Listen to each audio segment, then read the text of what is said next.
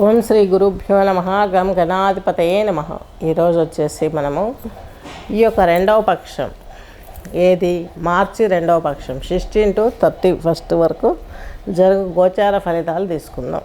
ఈరోజు తీసుకున్నట్లయితే మనకు గోచారం తీసుకున్నట్లయితే శుక్రుడు వచ్చేసి మేషరాశిలో ఉన్నాడు. శని భగవంతుడు రవి వచ్చేసి మీనరాశిలో ఉన్నారు. రాహువు కుజుడు బుధుడు వచ్చేసి కుంభరాశిలో సంచరిస్తున్నారు. ఈ యొక్క కేతు వచ్చేసి మీకు ఈ యొక్క సింహరాశిలో ఉన్నారు. గురువు వచ్చేసి మిథున రాశిలో ఉన్నారు. అలాగే ఈరోజు విశేషించి మనము ఒక్కొక్క రాశికి చెప్పుకునే ముందు కొన్ని విషయాలు చెప్పడం జరుగుతుంది. మన కల్చర్ ఏంటి, మన వ్యవహారం ఏంటి, అందరితో కలిసిపోయే తత్వం ఏంటి, ప్రేమతత్వం ఏంటి అనేది హైందవ విజయం. ఆ హైందవ సిద్ధాంతాలన్నీ మర్చిపోయాం.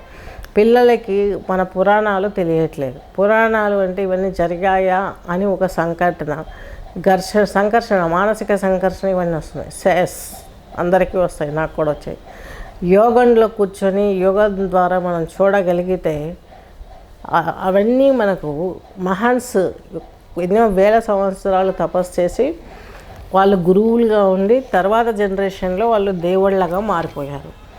ఆ పురాణాలే మనం ఇతిహాసాలు, భాగవతము, రామాయణము, భారతము ఇవన్నీ చెప్పుకుంటూ ఉన్నాం.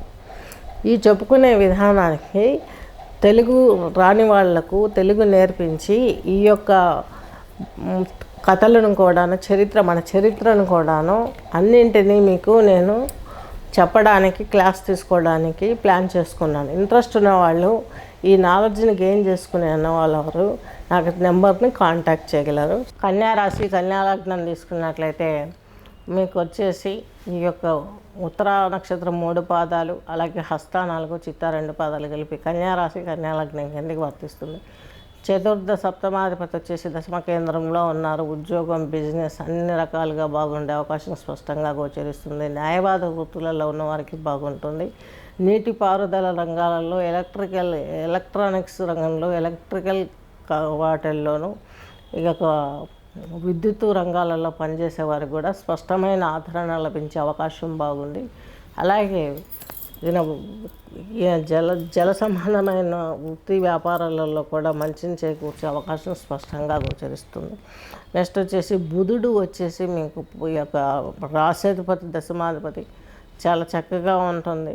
అలాగే కుజుడు మీకు వచ్చేసి కన్యారాశి, కన్యాలగ్నం వారికి తృతీయాధిపతి, అష్టమాధిపతి. ప్రయాణాలలో జాగ్రత్త ఉండాల్సిన అవసరం ఉంది. సిబ్లింగ్స్తో కూడా మీరు చాలా జాగ్రత్తగా వ్యవహరించాల్సిన అవసరం స్పష్టంగా గోచరిస్తుంది. నెక్స్ట్ వచ్చేసి మీకు శని వచ్చేసి చతుర్థ పంచమాధిపతి. ఆధ్యాత్మిక రంగాల వైపు మోటివేట్ అవుతారు. అలాగే కొంచెం బిజినెస్లో కూడా మంచి జరిగే అవకాశం కూడా బాగుంటుంది. పిల్లల విషయం బాగా ఆలోచించి నిర్ణయాలు తీసుకుంటారు. మీరు అనుకున్నవి మీకు సాగుబాటులోకి వచ్చే అవకాశం బాగుంది. మీకంటూ ద్వితీయాధిపతి, కోణాధిపతి అయినటువంటి ఈ యొక్క శుక్రుడు వచ్చేసి మీ రాశికి, మీ లగ్నానికి ఈయన కూడా మీకు సప్తమంలో ఉన్నారు, అష్టమంలో ఉన్నారు.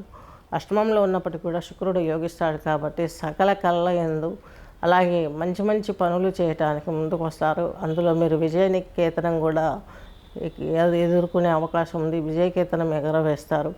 అలాగే మృష్టాన్న భోజనము, తెల్లటి వస్త్రాలు, ఏదైనా రిపేర్స్కి సంబంధించి, ఇంటికి సంబంధించి, పొలాలకు సంబంధించి ఇద్దరు మంచి మంచి డిసిషన్స్, మ్యారేజ్ విషయాలలో మంచి మంచి డిసిషన్స్ తీసుకునే అవకాశాలు, మంచి పెట్టుబడి పెట్టి టెక్నికల్ రంగాలలో ఏదైనా బిజినెస్ నూతనంగా యాడ్ చేసుకోవాలనుకున్న వాళ్ళకి ఆ రంగాలలో ఉన్నవారికి కూడా బాగుంటుంది. అలాగే సినీ రంగాలు, రాజకీయ రంగాలలో కూడాను మంచిని కలగజేసే అవకాశం ఉంది. బికాజ్ రవి బాగున్నాడు కాబట్టి మీ రాశి లగ్నానికి ఈయన మీకు వ్యయాధిపతి అయినప్పటికీ కూడా సప్తమంలో ఉండి ఈ యొక్క కన్యారాశి, కన్యాలగ్నాన్ని చూస్తున్నాడు కాబట్టి మంచి జరిగే అవకాశం చాలా స్పష్టంగా గోచరిస్తుంది. అలాగే శని భగవంతుడు మీకు మీ యొక్క సప్తమంలో ఉన్నాడు. శని భగవంతుడు మీకు 5, 6 ఇంటి పిల్లలతోనూ, పెద్దవాళ్లతోనూ, ఫాదర్ లాంటి వాళ్ళతోనూ కొంచెం ఘర్షణకు దిగే అవకాశం వస్తుంది. దీని గురించి మీరు శనికి ఒకసారి తైలాభిషేకం చేయించుకొని విష్ణు దర్శనం చేసుకున్నట్లయితే ఈ ప్రాబ్లమ్స్ మీరు బయటపడే అవకాశం, చాలా సంతోషకరమైన జీవితాన్ని అనుభవించడానికి తోడ్పడతాయని చెప్పుకోవచ్చు. స్వస్తి.